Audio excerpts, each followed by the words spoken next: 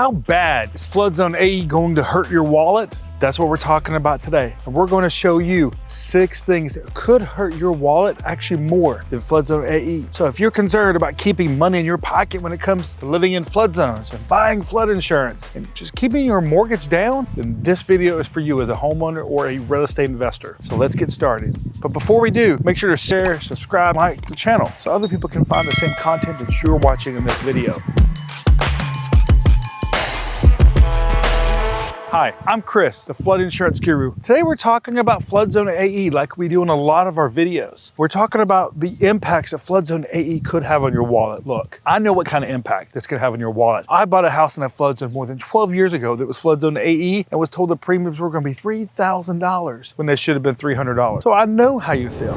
You want to keep as much money in your pocket as a homeowner as you possibly can, especially in today's world where costs are just skyrocketing. So how bad is AE flood zone going to hurt your wallet? It may not hurt you as bad as you think. Why is that? Let's talk about the National Flood Insurance Program first. It made a few changes a couple years ago. Some of those changes were that flood zones actually no longer impact flood insurance rates. This is great news for you as a homeowner. Even on the private side a lot now. We're talking about private flood insurance. A lot of these are not using flood zones anymore to determine flood insurance rates. So now that you've got this good news about flood zone AE may not hurt your wallet as much as you think, these few things may actually hurt your wallet more than flood zone AE. So what are those? Well, we're talking about things like distance to water, like you can see here in this video. So these are things that the National Flood Insurance Program uses. These are things that private flood insurance uses. You know, the closer you are to the water, the bigger the impact could be on your flood insurance premiums. So if you have a dried up creek in your backyard that has no water running through it right now, that could still have a major impact on flood insurance rates. When we're talking about distance to water, you know, we're talking about maybe a river, a creek, a lake, like you can see right here behind me, all these different water sources. Could even be a retention pond in your neighborhood like we're standing in right here, where someone's put a retention pond in, where we've seen it have a huge impact on someone's rates. Now, when we talked about distance to water, we talk about type of flooding next. You know, as we're standing right here, we may not have to worry about coastal flooding. I'll be honest with you, if we have to worry about coastal flooding where we're standing right here, then we're in real trouble because we're about 4 hours from the coast. But coastal flooding, river flooding, flash flooding, you know, all these different types of flooding have different exposures. And so private flood insurance and the National Flood Insurance Program look at the type of flooding all differently. So it's important to understand, hey, what kind of flooding is my property exposed to that could have a big impact on my wallet? Not just from an insurance standpoint, but from a damage standpoint of, am I constantly going to have water in my basement because I live at the bottom of the hill where the rest of the neighborhood drains down to my house? We see that all the time where it's actually not even covered by flood insurance, but they're constantly dealing with water damage. So those are things you want to think about. So we talked about distance to water. We talked about the type of flooding. Now let's talk about flooding frequency. Maybe you're in an area that floods a lot when it rains. This could have a big impact on your flood insurance rates. It could have a big impact on the availability of private flood insurance in your area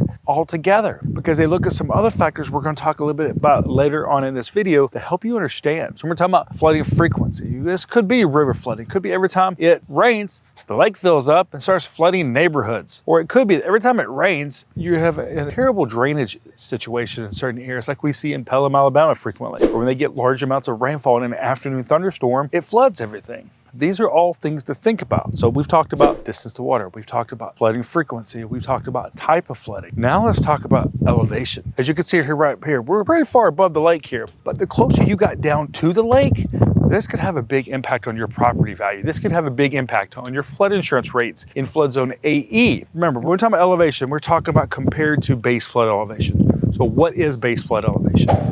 Base flood elevation is the flooding level that the federal government thinks flooding could come to. So they say, hey, this is your base flood elevation. Remember, if you're in flood zone AE, it does have a base flood elevation, but if you're just in flood zone A or X, it may not have one because a flood insurance study report may have not been done to determine one. So when we're talking about this, we're talking about that base flood. Hey, what does the federal government think flooding could come to? Depending on how far you are above that or below that could have a big impact. The further you are below that, it's going to have a huge impact on your flood insurance rates, especially with private flood insurance, where if you get below, say, a 2 or 3, a lot of private companies won't even write a policy on the property. And as you get closer to 4, it really starts to have a big impact on your flood insurance.